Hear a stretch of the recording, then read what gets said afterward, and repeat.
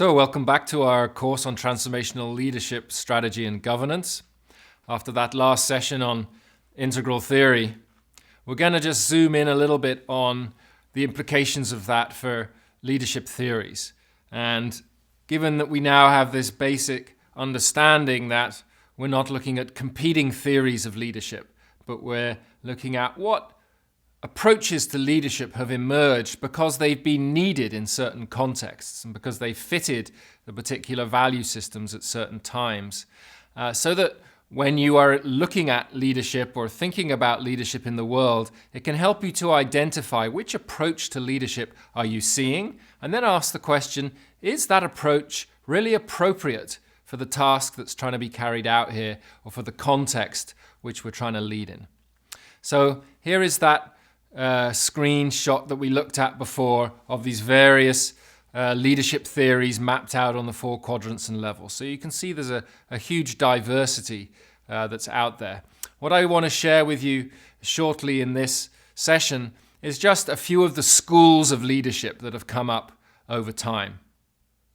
So as we look at this list on the next screen of the schools of leadership here, we can begin to see some of the kind of favorite approaches that have developed over the years. There's been a lot of arguing about which is right or wrong, and hopefully we'll be able to transcend that argument and just notice that some of them work in some contexts more than the other. Start at the first one, the great man theories. These were kind of based on the belief that leaders were born exceptional people, that they had what it was to be a great leader. It was primarily men who were seen to be in these leadership roles, strong men who was going to lead their community or country or organization to some kind of salvation. So again, very much a power-driven approach to leadership. And you'll see, we would have recognized that maybe a couple of hundred years ago, and now it's quite unusual to find a situation where we would say that this is an appropriate form of leadership just because our thinking has evolved over time. We've become aware of more complexities and know that that this approach can be quite limited in terms of its effectiveness. So the trait theories of leadership focus primarily on the qualities that leaders have. So they would say, there is a kind of ambitious form of leadership, or there is an inspirational form of leadership. So they would categorize leadership by the qualities that leaders have and carry. And that contrasts with the behaviorist theories, who rather than focusing on the qualities of leaders, look at, well, what exactly are the leaders doing? So they focus on that upper right quadrant of behavior, whereas the trait theories would focus on that upper left quadrant of qualities of a leader. So they zoom in on what's the leader doing and examine the leader's behavior and describe it in terms of their behavior and their action. The situational leadership school looks at leadership in contexts. So basically saying the kind of leadership that we need is dependent on the kind of situation that we're in.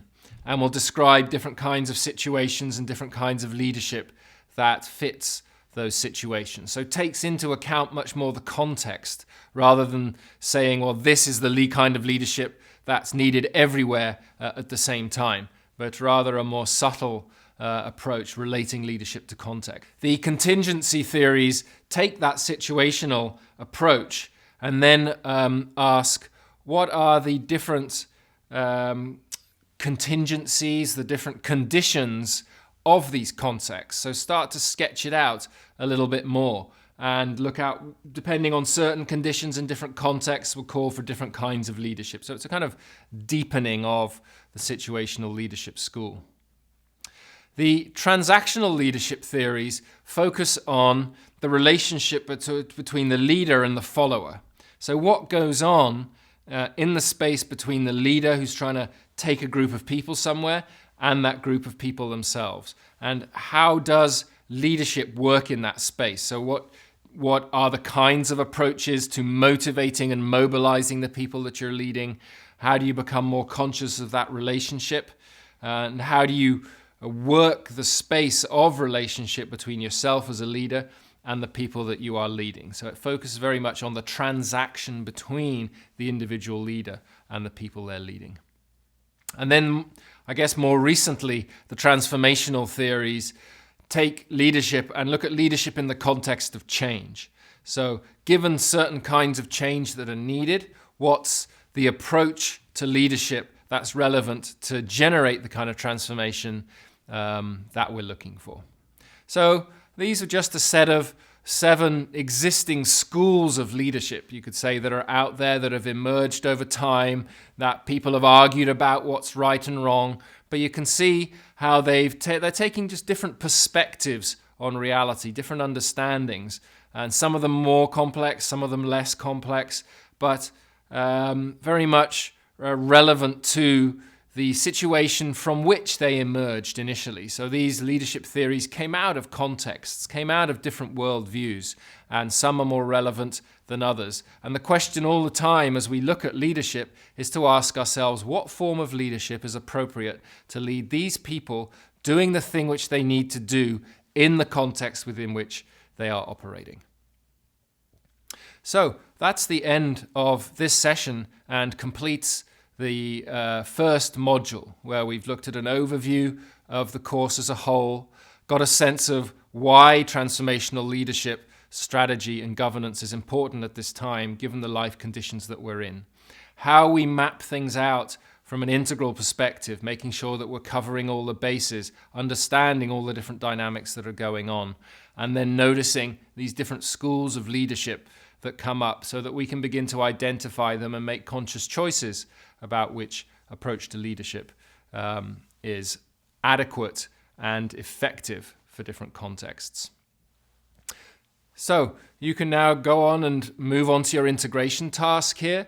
There is also the question for the discussion forum, so engage with your students, fellow students in the discussion around these topics.